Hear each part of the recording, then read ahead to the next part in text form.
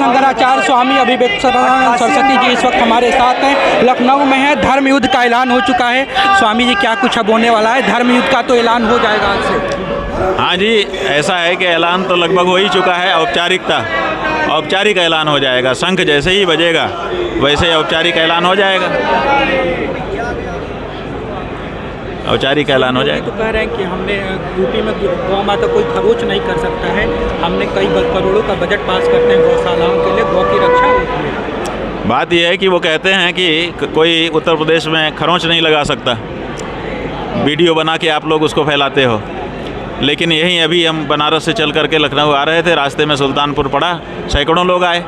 उनके पास अखबार की कटिंग थी जिसमें फ़ोटो छपा हुआ था कि गाय का कटा हुआ सिर पड़ा हुआ है और जनता आंदोलन कर रही है। तो अभी महीना डेढ़ महीना पहले की बात है। तो जब महीना डेढ़ महीना पहले उत्तर प्रदेश में गाय का सिर काट दिया जाता है, फेंक दिया जाता है सरेआम, तो बिना खरोंच लगे तो कटा नहीं होगा सिर। तो इसका मतलब है कि ये जो वक्तव्य है ये निर्लज्जता का वक्तव्य है। आपके ही प्रदेश में ऐसी घटनाएं घट रही हैं, खुलेआम घट रही हैं। आप अपराधी को पकड़ नहीं पा रहे हो और वक्तव्य देने में वीर बने हुए हो, और आप लोग ऊंची क्रॉस क्वेश्चन करते नहीं, इसीलिए कोई भी रिकॉर्ड करवा देता है अपना वक्तव्य।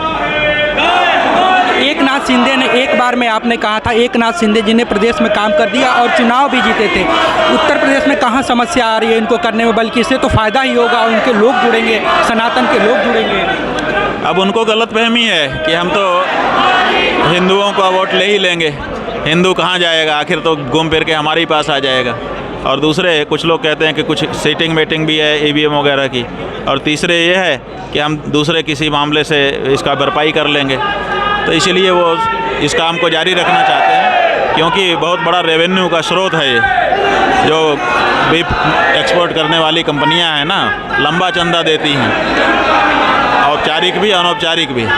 तो इसलिए मुंह में खून लगने वाली जो मुहावरे की कहानी है वो हो चुका है।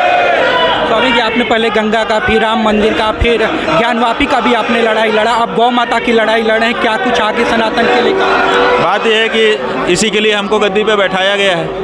कोई केवल लड्डू पेड़ा खाने के लिए थोड़े बैठाया गया है। धर्म की लड़ाइयाँ लड़ने के लिए ही तो हमको यहाँ पे बैठाया गया है। तो हम अपना दायित्व निर्वहन कर रहे हैं।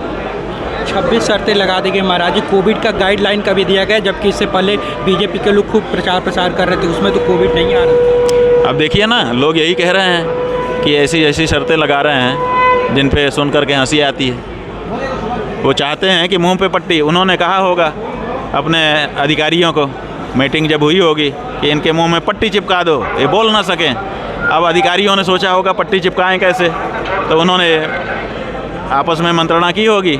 तो किसी ने सलाह दे दी होगी कि कोविड के गाइडलाइन पालन करवा दें, तो अपने आप वो मास्क लगा लेंगे लोग, उसी को पट्टी समझ लेंगे अपन। तो उन्होंने अपना गाइडलाइन का लिख दिया। देखिए, जब एयरपोर्ट में नहीं गाइडलाइन पालन हो रही है इस समय, क्योंकि है नहीं कोविड, ट्रेन के स्टेशन पे नहीं हो रही है, बस अड्डे पे नहीं हो रही है, सड़क पे नहीं हो रही है, सचिवालय से लोग आए बोले सचिवालय में नहीं हो रही है, न्यायालय में नहीं हो रही है, कहीं नहीं हो रही है। यहाँ आप सड़क पे आए, आप नहीं हो रही। आप जैसे बड़े बड़े कंपनियों के चैनलों के पत्रकार नहीं पालन कर रहे हैं, क्योंकि कोविड ही नहीं है तो क्या पालन करें। ऐसे समय में केवल गौ माता की रक्षा के लिए शंखनाद करने आए लोगों के ऊपर ही कोविड आक्रमण कर रहा है क्या? इसी मैदान में उसने प्लेन उतारना है क्या? कैसी बात है? तो इसीलिए लोग हंसी कर रहे हैं। स्वामी जी, आखिरी सवाल है, इस धर्म युद्ध को लोग 2027 के चुनाव से जोड़े कि ब्राह्मण नाराज होंगे, गौ भक्त भी नाराज होंगे और बीजेपी को भारी नुकसान होने वाला है। बात यह है कि नाराज तो है ही हैं लोग। हर हिंदू नाराज है, केवल ब्राह्मण और उनकी बात क्यों कर रहे हो? क्या हमारे शूद्र भाई की माँ नहीं है गाय? क्या वैश्य भाई की माँ नहीं है गाय? क्या क्षत्रिय भाई की माँ नहीं है गाय? हम सबकी गाय है। हम सब एक ही उसी के तो बेटे हैं। यही तो हमारा उनका संबंध है। और कौन सा संबंध है कि हम एक ही माँ के बेटे हैं? इसलिए हर हिंदू इस बात से बहुत दुखी है, क्षुब्ध है। आशा कर रहा था, वो आशा उसकी तोड़ी गई है।